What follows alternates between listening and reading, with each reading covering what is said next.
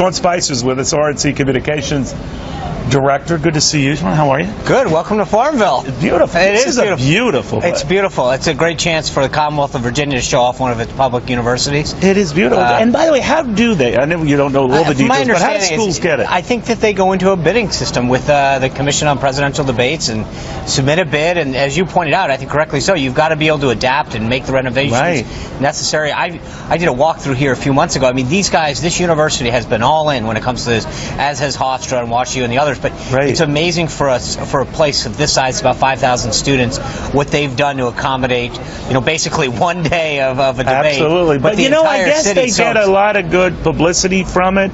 Everyone knows the name. They must, yeah. And the town of Farmville here just a couple days, but the people here could not be more excited and more welcoming to. Or more nice. Just thousands of people are coming in for 24 hours. Yeah, salt of the earth people. Let me ask you a little bit about the stage setter here, and that is, out of the blue, Bill Clinton making the Affordable Care Act an issue.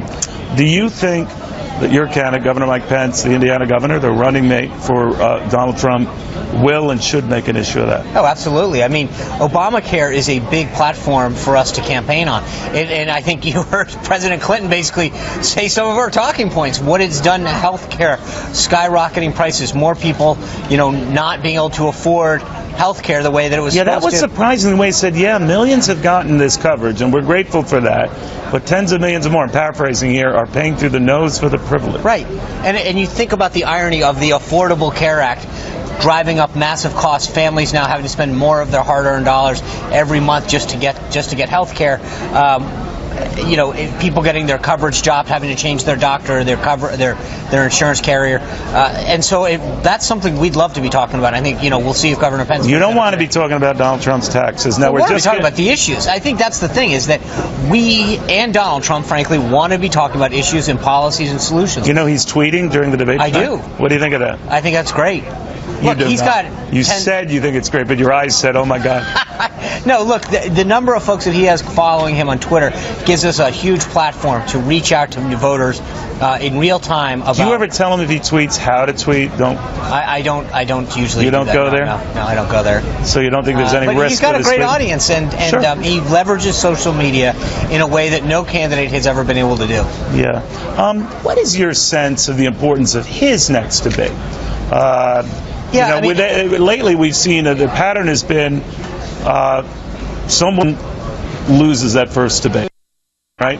Comes back and wins the next two. Mitt Romney started out strong in the first debate, didn't do as strongly in the next two.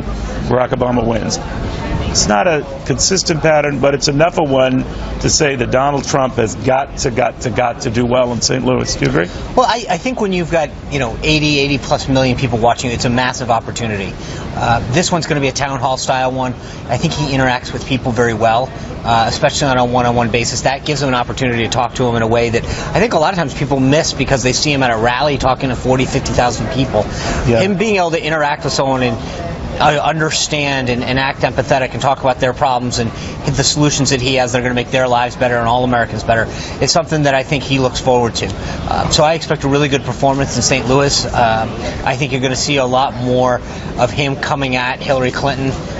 Sort of like he was in the first 20 minutes. Well, yeah, and I think he really prosecuted the case, if you will, on why she's not fit to serve in the direction that she's going to take this country. Again, I think this basically comes down to this.